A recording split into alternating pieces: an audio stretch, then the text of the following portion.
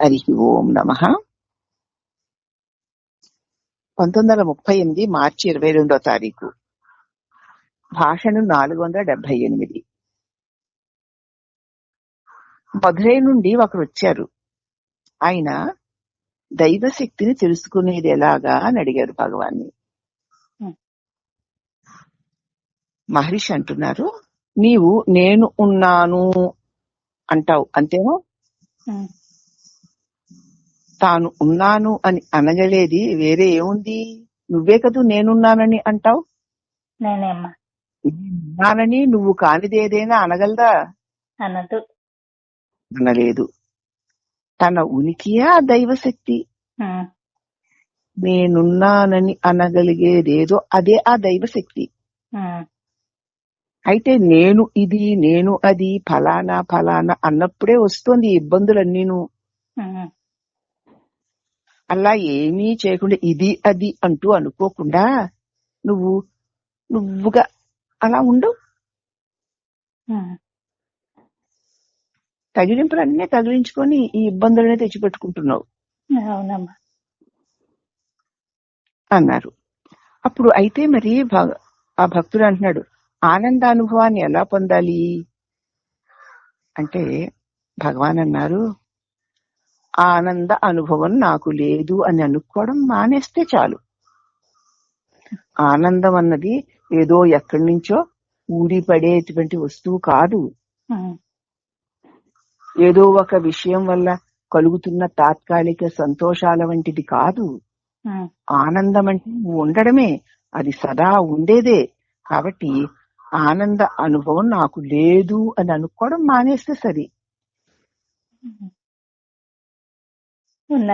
అంటే అప్పుడు ఆ భక్తుడు అంటున్నాడు, మనోవృత్తుల నుండి వీడిపోవడం అన్నమాట అన్నాడు. అంటే మహర్షి అన్నారు, అనేక మనోవృత్తులు లేకుండా ఒకే ఒక్క మనోవృత్తిలో ఉండు. అనేక మనోవృత్తులే నీకు ఈ అల్లకల్లోల కారణం. అనేక మనోవృత్తులు కాకుండా ఒకే ఒక్క మనోవృత్తితో ఉండడం అన్నారు భగవాన్. అప్పుడు ఆ భక్తుడు, కానీ ఆనందం అనుభవానికి రావాలి కదా. పోనీ ఉంటాను అనుకోండి, మరి అనుభవానికి ఎట్లా వస్తుంది ఆనందం అన్నాడు. ఇప్పుడు నేనున్నాను అనుకుంటున్నావమ్మా, నీకేమన్నా ఆనంద పొరులు వచ్చేస్తోందా? లేదమ్మా. అది కావాలట ఆయనకి. అప్పుడు మహర్షి అన్నారు, నిన్ను మరవకుండా ఉండడం వల్ల వచ్చేదే ఆనందం. అసలు ఎప్పుడైనా సదా నిన్ను నువ్వు మరవకుండా ఉంటూ ఉంటూ ఉంటే అప్పుడు ఆనందం ఏంటో తెలుస్తుంది. నీ నిజస్వరూపాన్ని కాదు అని నువ్వు ఉండగలవా? అసలు ఉండలేనమ్మా. అది ప్రేమకి మూలస్థానం. ప్రేమే ఆనందం. ఆనంద స్థితికి ప్రేమ స్థితికి ఏమీ తేడా లేదు. నీ మీద నీకెంత ప్రేమో కదా. నిజస్వరూపాన్ని నువ్వు మరిచిపోకుండా నేనున్నాను అని సదా అనుకుంటూ ఉండు. అసలు నీ నిజస్వరూపాన్ని విడిచి నువ్వు ఎలా ఉండగలవు? ఉండలేనమ్మా. నేను నువ్వు మర్చిపోకుండా ఉంటూ ఉంటే అదే ఆనందం. అదే ప్రేమకి మూలస్థానం. నీ మీద నీకున్న ప్రేమే నువ్వు ఆనంద స్వరూపుడు అని నీకు తెలియజేస్తుంది. ప్రేమంటే ఆనందం. ఆనంద స్థితికి ప్రేమ స్థితికి తేడా లేదు. ఆనందమే ప్రేమ, ప్రేమే ఆనందం. అంటే ఏమిటి ఆనందం? నువ్వు ఉన్నావని నువ్వు ఎరిగి ఉండుటలోనే ఉంది. ఏది చేసినా, ఎప్పుడు చేసినా, ఎలా చేసినా నీకోసమే కదా. ఏదో ఏదో చేసి నేను ఆనందాన్ని పొందాలనుకోవడమే అజ్ఞానం. ఏమి చెయ్యకుండా నీకు నువ్వుగా ఉండడమే జ్ఞానము. అదే నీ స్వరూపము, అదే సచ్చిదానందము.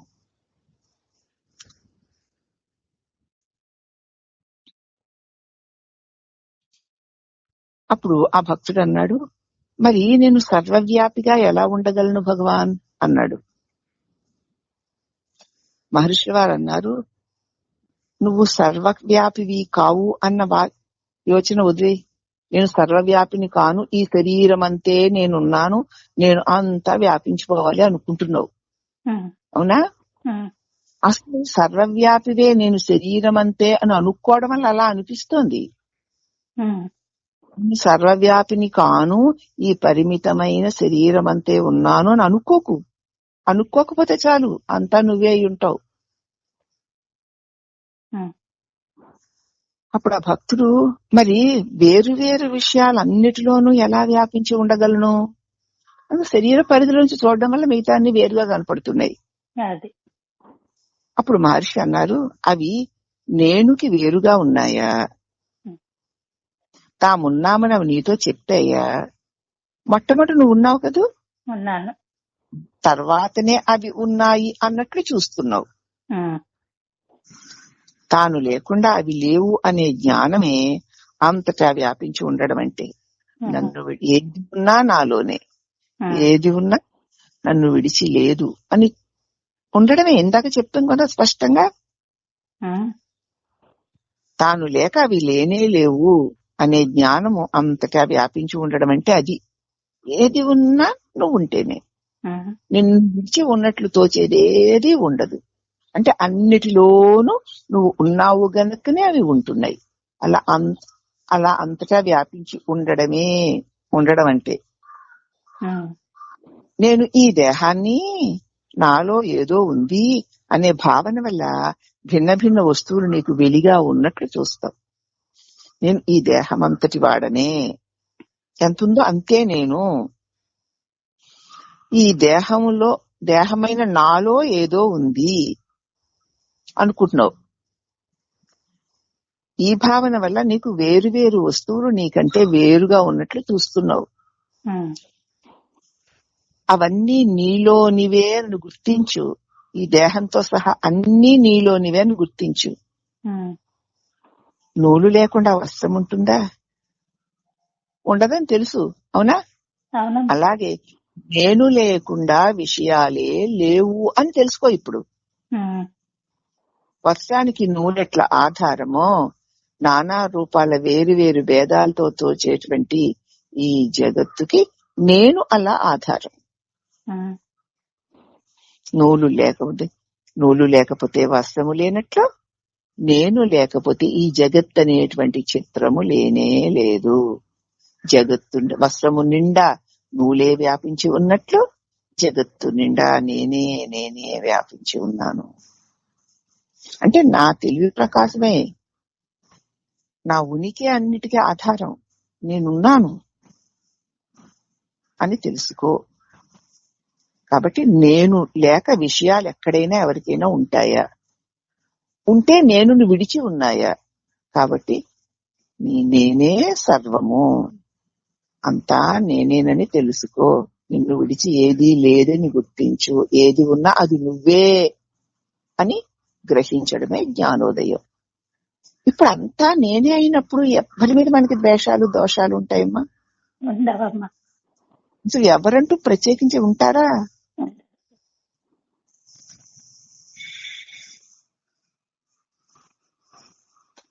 అంతే కదా. మరి అంతా నేనైన నేను, అంతా నేనైన నేను, అంతా తానైన తల్లి, అంతే. అంతా తానే, అంతా నేనే ఎక్కడుంటుంది? ఈ తనువు, ఈ మనసు, ఈ చరాచర జగత్తు అంతా తానైన తల్లి. తల్లి లేకుండా బిడ్డుంటుందా? నేను లేకుండా నా వల్ల తెలియబడే జగత్తుంటుందా? ఆ మహాతల్లిని నేనే. ఇది ప్రతి పాటలో, ప్రతి మాటలో అంతర్గతమైన సందేశాన్ని మనం చక్కగా గ్రహించి తీసుకోగలిగితే మహర్షి వారు చెప్పినటువంటి బోధ అంతా దానిలోనే ఉంది. అవునమ్మా. పూలు తెచ్చి పూజ చేద్దామంటే పూలన్నీ ఆవిడే, దాని వాసనలు ఆవిడంటే ఆ మహా చైతన్యమే. పాలు తెచ్చి అభిషేకం చేద్దామంటే పాలన్నీ త్వాలకడలే తాను, ఈ విశ్వమే తాను, పాలు తానే. వాగ్రూపంలో కవితలల్లి అమ్మని గురించి పాడదాము అనుకుంటే ప్రతి అక్షరము తానే, తన అర్థము తానే. తానంటే నేను ఎవరి మటుకి ఎక్కడ? నేనే అక్షరము నేనే, అర్థము నేనే. నేను అమ్మవారిని గురించి ఒక కవిత అల్లాలనుకుంటున్నానమ్మా. కంటి అల్లాలి అనుకునే నేను నా నుంచే కదా అక్షరాలు వస్తున్నాయి. అవునమ్మా. ఆ అక్షరాలు నా నుంచే కదా భావాలుగా మారుతున్నాయి. ఉమ్. అక్షరము తానే, అర్థము తానే. తానే. అంటే అమ్మవారి కదా నువ్వే. నేనే. ఉమ్. నేనైనా నేనే. ఆ, అంతా తేనే, తానైన నేను, నేనే అంతా అయిన నేను. అంతా నేనే, నేనే అంతా. ప్రతి మాటల పాట బాగుంది ఆహా ఓహో అనుకోవడం కాదు. కానీ అక్కడ తల్లి అన్నది నువ్వే, జగత్తుకి తల్లివి నువ్వే, నీ నుంచే ఉద్భవించింది అది. అమ్మవారంటే ఎక్కడో లేరమ్మా. హరి ఓం నమః.